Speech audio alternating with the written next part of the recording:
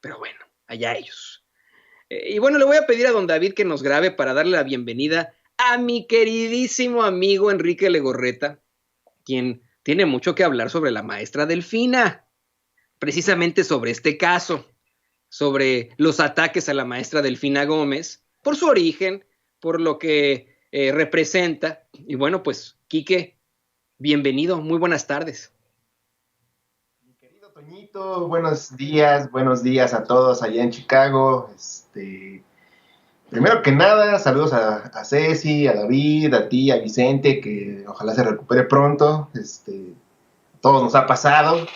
Y después de escuchar todo lo que estás hablando respecto a lo que fue Aurelio Nuño en la Secretaría de Educación Pública y todas las críticas que ha recibido esta propuesta de Delfina Gómez como titular de la educación en nuestro país por parte del presidente López Obrador, que ayer lo dijera en la mañanera, pues me parece que vuelve a sacar la otra cara que tiene el conservadurismo, esta doble moral que se manejan, que ellos les encanta presumir que son más papistas que el Papa y que cuando tuvieron la oportunidad de demostrar que realmente lo eran, pues no fue así, ¿no? Hay que recordar los personajes que han estado a cargo de la Secretaría de la Educación Pública en este país, en los gobiernos pasados, y pues son personajes que dejan mucho que desear, ¿no? Nos vamos tan lejos, está un Choaifet, está el mismo Aurelio Nuño, en Calderón, pues la misma amiga de Vicente Serrano, Josefina Vázquez Mota, y también varios personajes ahí Mami. que durante varios años,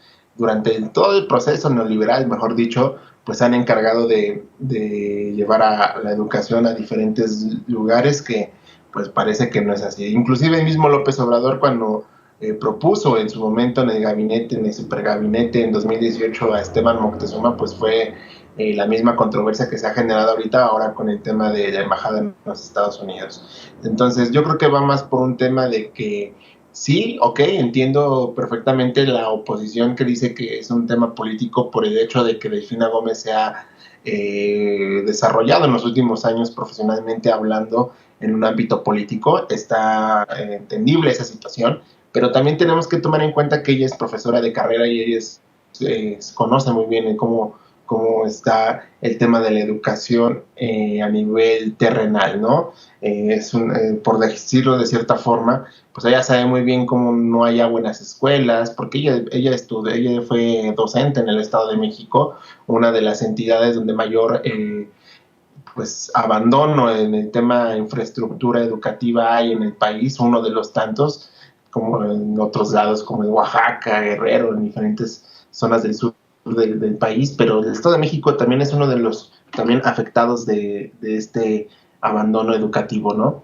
Y por otro lado también tenemos a una Delfina Gómez al darse este posicionamiento, este pronunciamiento de López Obrador de que ella iba a ocupar el puesto de la Secretaría de Educación Pública, pues tenemos la oposición y a los críticos salieron a atacar de diferente manera esta propuesta de López Obrador, ¿no? ¿A qué voy? Pues por un ejemplo claro, tenemos a Enrique Krause que ponía nombres de los grandes precursores de que tuviéramos una educación gratuita y laica en nuestro país y los comparaba con Delfina Gómez diciendo que en qué manos ha caído la educación, pues nada más que se le olvidó mencionar ahí también a los que han estado antes, ¿no? A los panistas, a los priistas, que en su momento dejaron el control de personas que no hicieron nada por la educación, más bien vieron por sus propios intereses y que inclusive por los maestros los olvidaron, ¿no? Entonces es un tema de doble moral, un discurso de doble moral lo que está pasando con el tema de Delfina Gómez, es un tema que desafortunadamente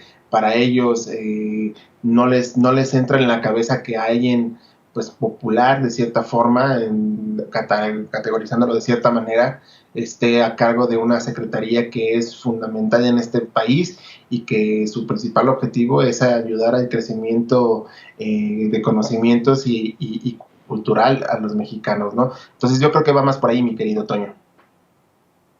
Y bueno, mi querido Quique, cambiando un poco de tema, al final y luego de muchos intentos de no darle en la madre a la economía debido al incremento de casos de coronavirus, pues sí, sí tuvieron que prácticamente cerrar la Ciudad de México.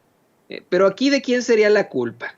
¿Es la culpa del doctor Hugo López Gatell como señala el New York Times.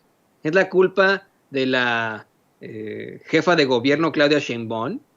Es la culpa, en todo caso, del gobernador del Estado de México, Alfredo del Mazo, por el área metropolitana y toda la gente que trabaja en la Ciudad de México, pero que vive en el Estado de México. ¿O es la culpa, honestamente, de los que salieron? Miren, no estoy defendiendo a Alfredo del Mazo, que no se malentienda. Ese güey es un fantasma que nada más se aparece cuando hay reflectores. Pero, ¿sería también la culpa de los que hicieron fiestas, Enrique? ¿De los que fueron a posadas? ¿De los que están ahorita en Tepis diciendo nos vale madres y que sigan corriendo las cervezas? Sí, desafortunadamente la semana pasada hablábamos de esta situación, Toño.